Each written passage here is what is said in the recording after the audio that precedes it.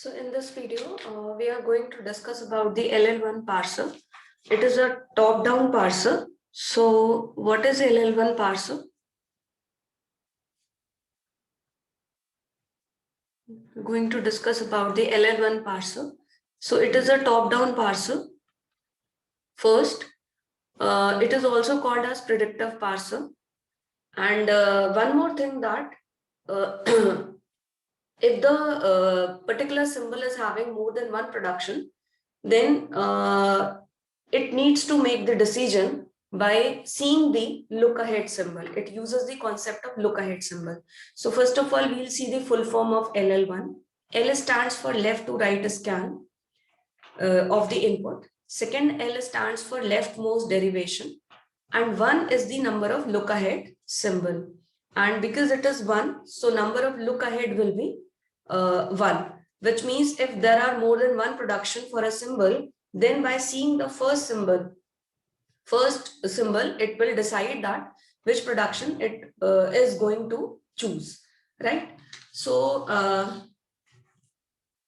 now let's see one example for this particular parser, and then we'll see how to design the parser. So before starting the grammar or before starting the example, let's see the structure of the parser that we are going to discuss. So this is the input buffer where you will put the input string, and always remember that the end of the string will be $. Then we have LL1 parser algorithm, LL1 parser algorithm. Then by using the algorithm, we will generate the LL1 parsing table. And also we will use the stack to validate the particular string is accepted by the parser using a grammar or not. And the top of the stack will be initially $sign, right? So this is the structure of the parser, fine? So let's take one example and we will see how to design the parsing table. First of all, we'll design the parsing table. After that, we'll take one example and we'll try to parse that particular example or validate that example using a stack, right? So let's take a grammar. अभी हमने इसका first of follow भी निकाला था. So TE dash, then we have E dash tends to plus TE dash or epsilon. Then we have T tends to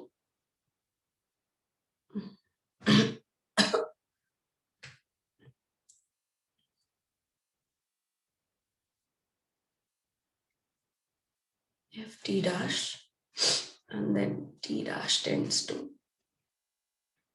dash ID और E. अभी हमने ये लास्ट वीडियो में ग्रामर देखी थी जिसमें हमने इसका फर्स्ट और फॉलो निकाला था, right?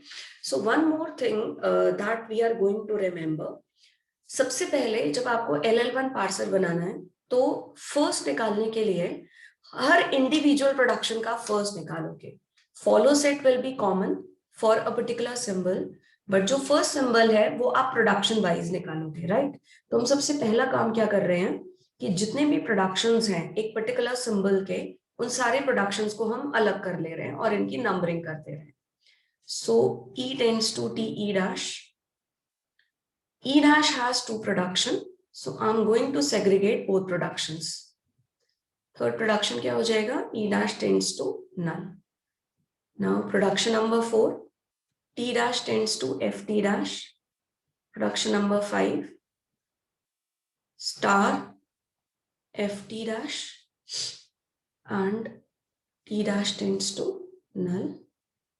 7, F tends to ID, and 8, F tends to opening bracket, closing bracket, E. ये हो गया आपका, ठीक है? अब हमने करना क्या है, ये जितने भी प्रोडक्शंस हैं, जितने भी सिंबल्स हैं, इनके आपको फर्स्ट निकालने हैं, ठीक है? तो यहां से निकालना शुरू करता है. इंडिविजुअल प्रोडक्शन के फर्स्ट निकालेंगे, ये ध्यान रखना है आपको. So first of F for this particular production is opening bracket. First of F for this particular production is ID. first of t dash for this production is epsilon, first of t dash for this production is star, first of t is first of f. ठीक है, first of t is first of f. So first of f आपको चाहिए and first of f आपके पास फिलहाल दो हैं, तो हम दोनों लिख लेते हैं यहाँ पर यूनियन करके, right? Now first of e dash as per this production is null and first of e dash as per this production is plus, and then first of e. First of e is first of t. What is first of t? Is id and opening bracket. तो ये हमारा निकल गया, ठीक है. Now अब हमें follow sets निकालने हैं. So we'll find out the follow sets. Okay. So follow of e. Follow आपका combined set निकलेगा. Follow of e. So follow of e because e is a start symbol. तो dollar आएगा and e is followed by closing bracket. हम already निकाल चुके हैं ये sets, मैं डायरेक्ट लिख रही हूँ. आप लास्ट वीडियो अगर देखोगे तो you will come to know how did we find the follow of these non terminals. तो मैं अब डायरेक्ट लिख रही हूँ. आप पीछे वाला वीडियो देख लीजिएगा, अगर आपने स्किप कर दिया हो वो वीडियो, आपको पता चल जाएगा कि ये वाली जो ग्रामर है उसका हमने फॉलो कैसे निकाला.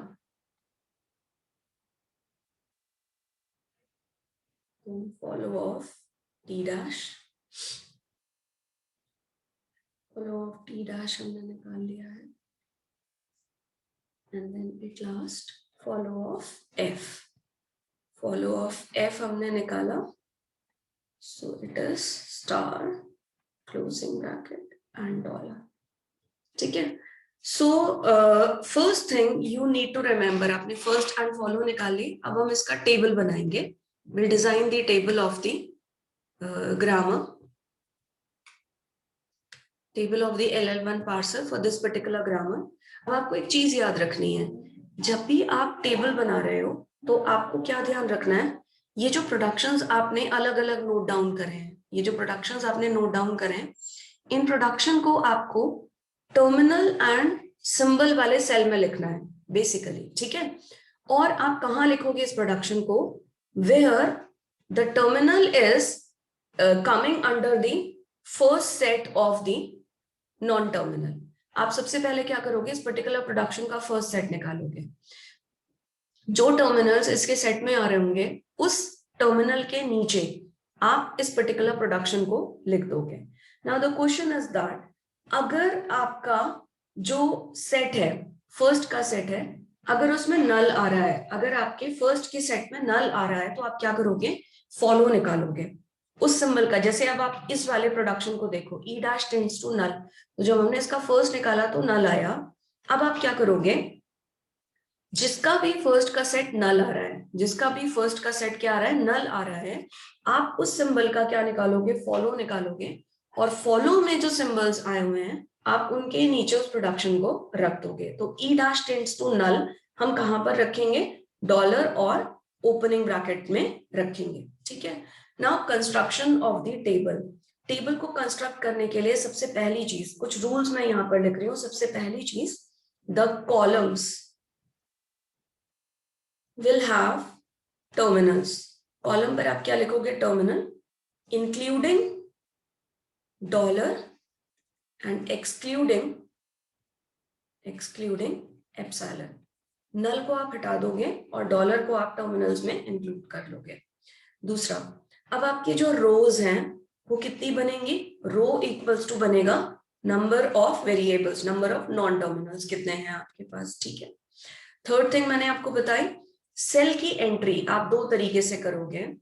अगर आपका प्रोडक्शन नॉट नल है, अगर आपका प्रोडक्शन का जो फर्स्ट सेट है, किसकी बात कर रहे हैं, फर्स्ट की बात कर रहे हैं, अगर आपके सिंबल का जो फर्स्ट का सेट है वो नॉट नल है तो आप प्रोडक्शन को वहां पर लिख दोगे. लेकिन अगर ये नल है तो आप उसका क्या निकालोगे, फॉलो निकालोगे. ठीक है, तो ये रूल्स हमने फॉलो करने हैं टेबल को बनाते वक्त.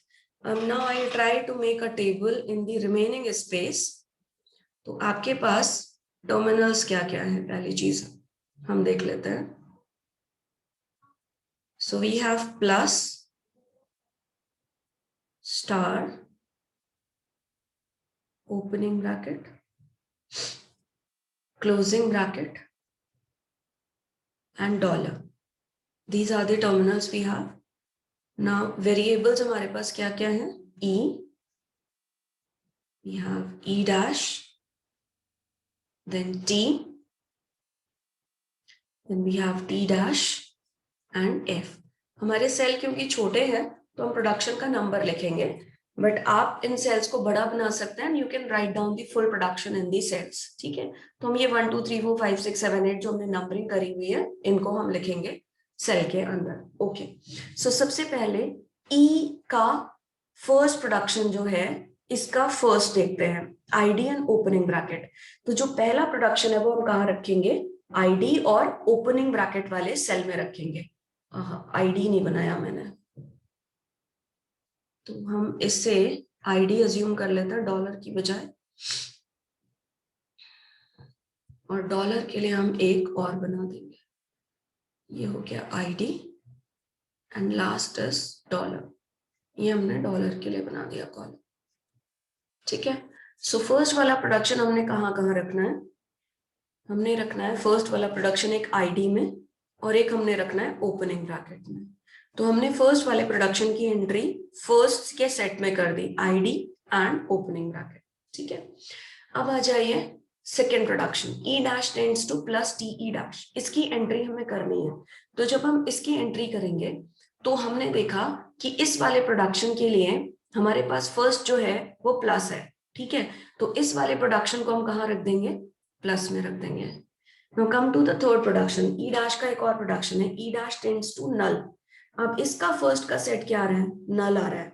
क्योंकि इसका फर्स्ट का सेट नल आ रहा है तो अब आप इसको, इस वाले प्रोडक्शन को, थर्ड प्रोडक्शन को कहाँ रखोगे?